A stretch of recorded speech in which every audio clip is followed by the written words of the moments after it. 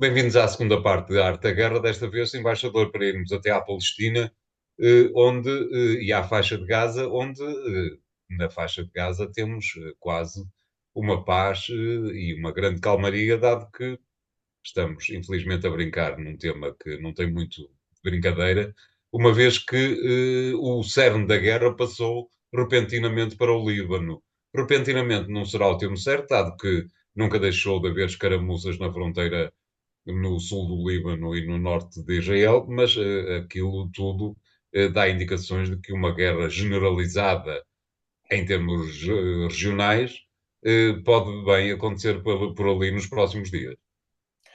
Sim, em primeiro lugar, o que está a passar neste momento à volta de Israel é a prova provada que a influência americana, eh, com eficácia prática, é nula. Nula. Portanto, quer em relação à obtenção de um cessar-fogo em Gaza, quer em relação a uma travagem das hostilidades no norte de Israel. Gaza é a tragédia que está a ser e que foi e que agora está um pouco esquecida. Há uma outra tragédia que está a ocorrer ali ao lado, que também convém não esquecer, na Cisjordânia, onde as aldeias palestinas estão ocupadas e onde há, neste momento, digamos, colonatos israelitas ilegais à luz do direito internacional, com cerca de 700 mil israelitas a viver em zonas que o direito internacional não reconhece como suas. E há no norte o confronto entre Israel e o Hezbollah. O que é o Hezbollah? O Hezbollah é um movimento xiita, eh, o Hamas é um movimento sunita, é uma das alas, digamos, da divisão do mundo islâmico. O Hezbollah é um movimento xiita, é o mais poderoso movimento xiita fora do Irão. O Irão é a grande pátria do movimento xiita e que, no fundo, recupera aquilo que são, digamos, os refugiados eh, palestinos que vivem no Líbano e recupera, digamos, as dores daquilo que é a luta dos palestinos em Gaza, a luta do Hamas, com quem o Hezbollah tem uma relação fraternal, embora vindo, volto a dizer, de duas alas diferentes do mundo muçulmano. O Hezbollah é uma estrutura que existe dentro do Líbano, tem uma representação política no Parlamento libanês, é uma estrutura, digamos, paramilitar, fortíssima, dentro de um país que está como que refém, de uma certa maneira, dessa mesma estrutura paramilitar, de milícias organizadas, que são financiadas, municiadas pelo Irão, não é? Sobre isso ninguém tem a mais leve dúvida.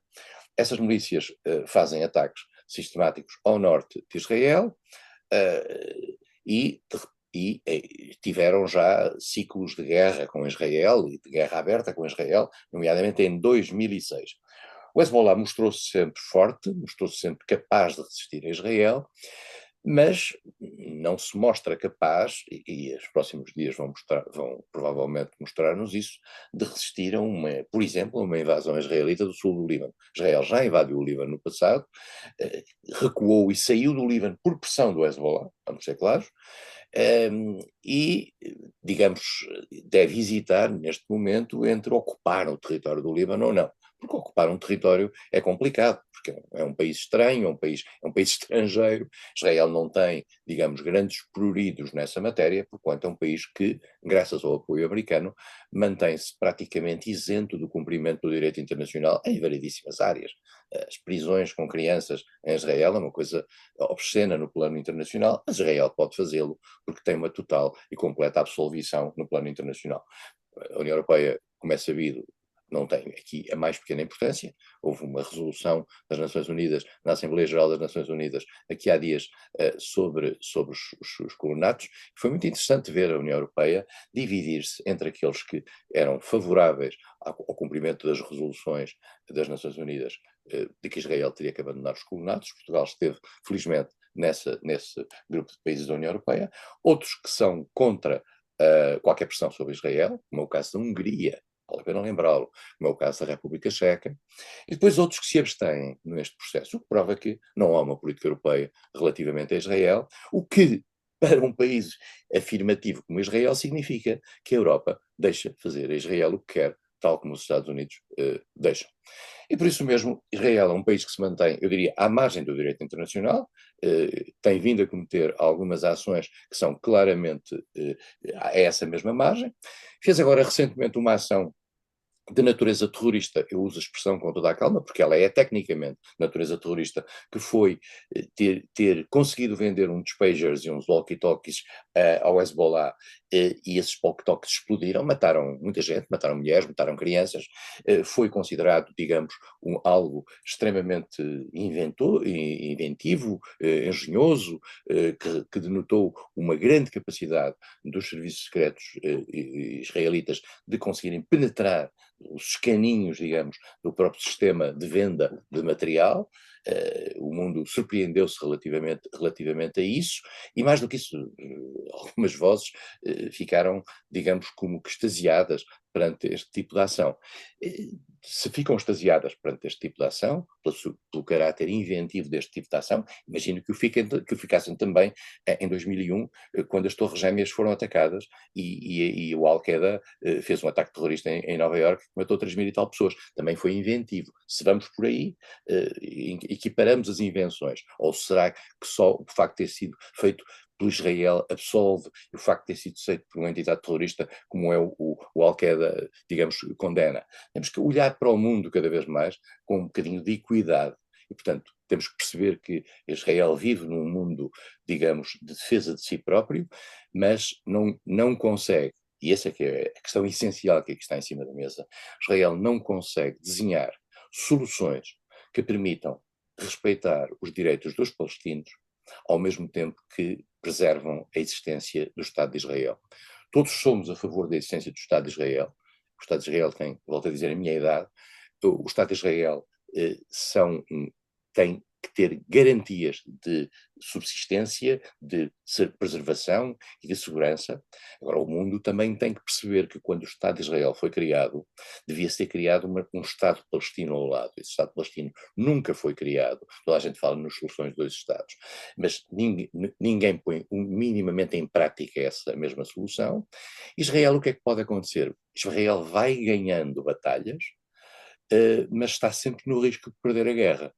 Portanto, eu sei que a sensação que existe é que Israel, e dentro de Israel essa sensação existe, particularmente depois do ataque terrorista em 6 de outubro do ano passado, do Hamas, que raptou pessoas e que tem esses mesmos reféns hoje em Gaza.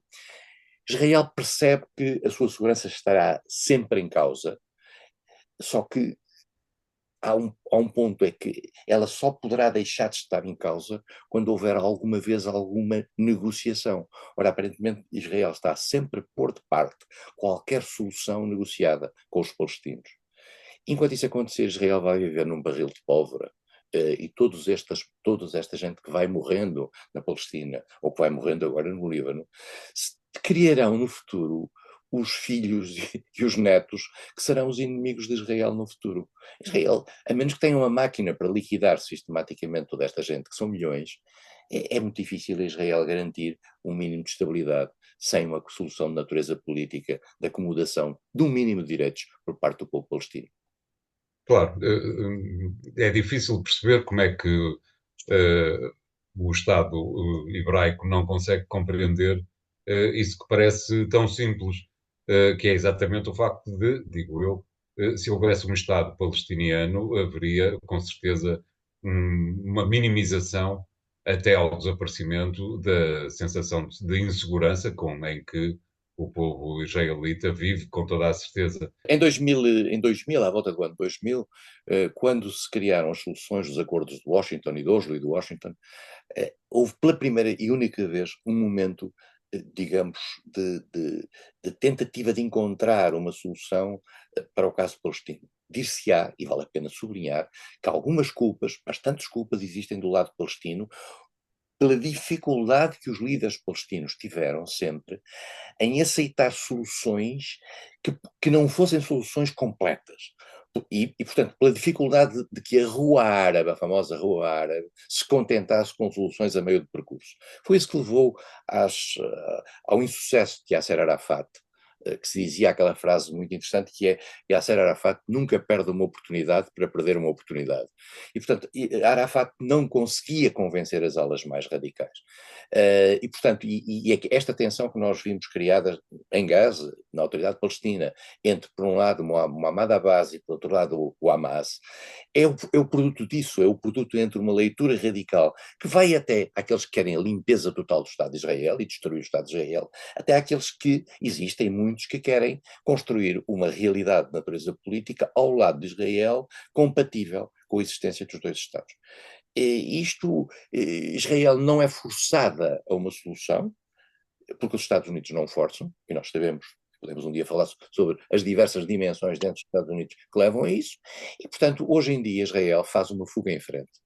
Faz uma fuga em frente, vai a fazendo com a complacência da comunidade internacional, perdeu totalmente a autoridade moral no plano internacional, mas não perde só Israel, perdem também todos aqueles que deixam que Israel faça isto. E esses são países que, como os Estados Unidos, como a União Europeia, pretenderiam num determinado momento ter alguma autoridade moral, mas estão a perdê-la completamente. Claro, evidentemente. Obrigado, embaixador. Vamos fazer aqui o segundo intervalo do programa de hoje. Voltamos já de seguida com o último tema. Até lá.